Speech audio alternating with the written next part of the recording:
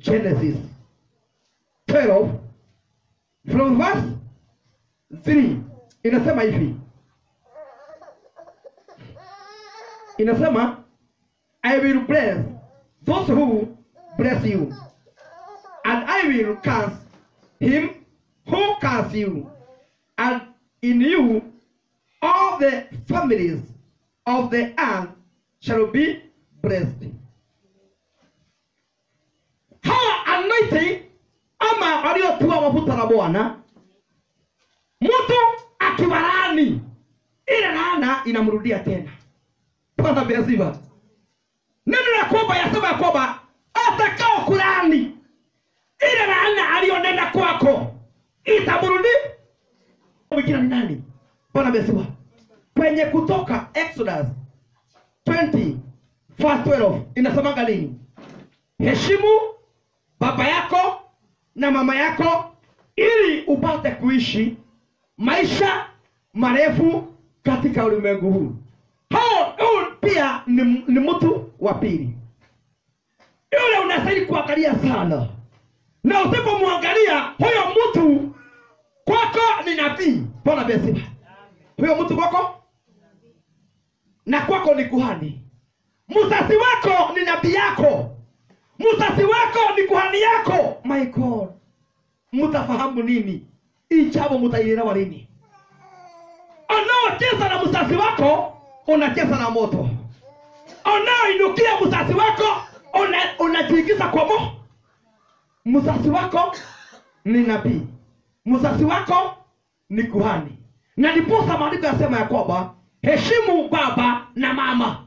Hata isemangi usimu mzazi mmoja. Heshimu baba yako na mama yako ili uweze kuishi maisha marefu katika ulimwengu huu.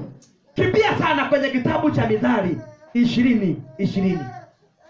Inasema hivi, whoever curses his father or his mother, his lamp will be put out in the deep darkness. Taa yake itawekwa katika giza, kwenye giza kubwa sana.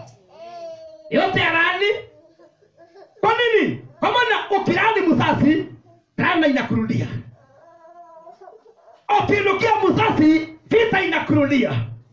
Ukipigana na mzazi, vita inakurudia. Haleluya. Na ndiposa nimekwambia hawa watu unastahili kuangalia sana. Maisha yako ipate kusimama. Nimekwambia makuhani, nakwambia manabii. Sasa nakwambia wazazi. Usipoangalia wazazi wako vizuri, wana uwezo wa kuweka taa yako katika giza. Wana uwezo.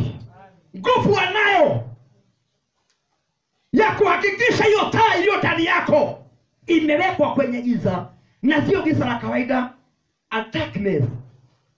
Bwana pesa ya utani sana.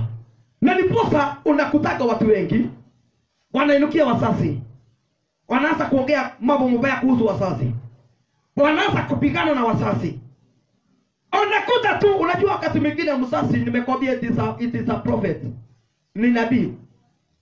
Unakuta mzazi anasema, wewe fulani, wewe ndio umenifanyia hivyo. Nawe utaona hata biti hapo, nawe utaona. Here it is a word of prophecy. Amen. Or release, automatically it release the word of prophecy. Bwana besiba. Kwa ule mtoto na ile prophecy mzazi amenena, itadomini, itamutawala, itamukalia ile mtoto.